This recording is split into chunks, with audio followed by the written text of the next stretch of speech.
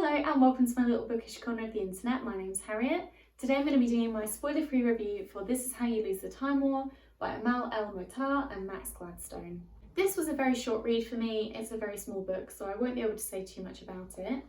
But basically this is a science fiction novel and it's following a correspondence in this crazy sci-fi world between two people. So you've got Red and Blue, and they basically belong to two rival factions. And their correspondence starts off as kind of like a jab at the other person, and then it starts to form into something else, so more of like a conversation with each other across time and space. It's very intense. There's a lot going on in this book. But I also feel like if you're quite new to science fiction, this is such a nice way to read it, because you get more of that kind of personal point of view from the two people writing letters to each other, or messages I should say, they're not specifically letters. And you get to see their relationship grow, and I feel like it's very character based as opposed to story based. You get like a little insight into the world, and there is some crazy stuff going on, but it's not an info dump, so you don't get that in here. And I think that helped the story to be so short.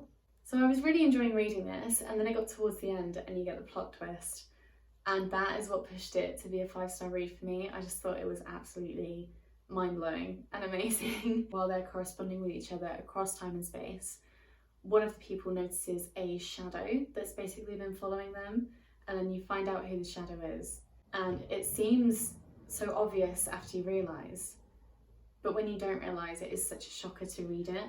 And I just found it super interesting. And it was also really emotional as well. I was surprised how emotionally attached I grew to these characters when they are literally called Red and Blue. And you don't get to see like their past or anything like that. You are literally following them as it is. One thing that I especially liked when reading this book was just how beautiful it was. It was very poetic and extremely lyrical, and that kind of transported me to these different settings that we were put into, and also allowed me to take a minute to step back and kind of think about the life that I have at the moment and where I live, and it made me want to explore. So that's what these little video clips are from, is just me walking around my local area and just taking in where I live and just feeling very grounded, which is strange for a science fiction book. Usually it kind of blows my mind and makes me think crazy things, but this was just written so lovely and the settings were described so wonderfully, and it was just beautiful. Not only the relationship between the two characters, but the settings as well, and just the way that it had been written. These two authors did such a fantastic job, and just the talent is insane.